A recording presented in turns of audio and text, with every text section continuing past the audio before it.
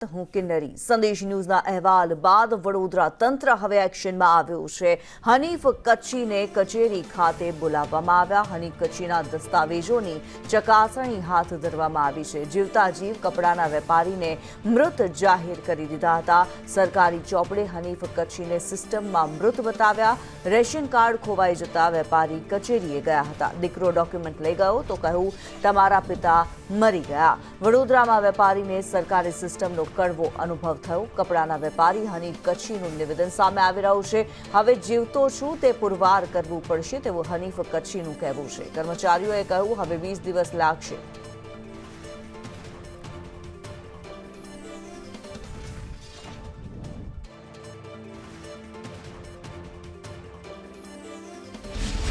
હનીફભાઈ કચ્છી વેપારીને મૃત જાહેર કરાયા ત્યારે હવે હનીફભાઈ ઝોનલ ઓફિસે પાછા આવ્યા છે। કારણ કે આ જે કિસ્સો છે સમાચારમાં પ્રસારિત થયો ત્યારે તંત્ર સજાગ થયું છે અને ડેપ્યુટી મામલતદાર છે તેમણે હનીફભાઈને અહીંયા બોલાવ્યા છે। તમામ ડોક્યુમેન્ટ્સ લઈને બોલાવવામાં આવ્યા છે। પહેલાં તો કહેવામાં આવ્યું કે 20 દિવસ થશે, પરંતુ હવે હનીફભાઈને અહીંયા બોલાવવામાં આવ્યા છે। તેમના દીકરાને પણ અહીંયા 2-3 દિવસ રાખવામાં આવ્યા અને હવે જ્યારે મીડિયામાં અહેવાલ પ્રસારિત થયા છે ત્યારે અધિકારીઓએ તેમને અહીંયા બોલાવ્યા છે। તેમની સાથે જ વાત કરીએ।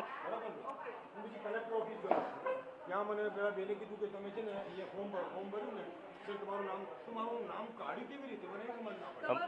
ફોર્મ તમે કયા નંબરનું ફોર્મ ભર્યું છે ક્યાં ત્યાં હેડ ઓફિસ નામ દાખલ કરવા માટે નામ દાખલ કરવા માટે નામ કમી કોણે કર્યું એ મારે જાણવું છે। ઓકે બેન, આ સમગ્ર કિસ્સો શું છે? કારણ કે હનીફભાઈને તો 20 દિવસ પછી જીવિત થશે સરકારી ચોપડી। નહીં, એ બધી વસ્તુ બિલકુલ મિથ છે। કારણ કે 2016-17માં જે ડેટા એન્ટ્રી થઈ હતી એમાં એકચ્યુઅલી ભૂલો હતી। ડેટા એન્ટ્રીમાં આધાર કાર્ડ મિસમેચ હતા, એના કારણે સિસ્ટમમાં ડેથ પર્સનમાં જતું રહ્યું હતું।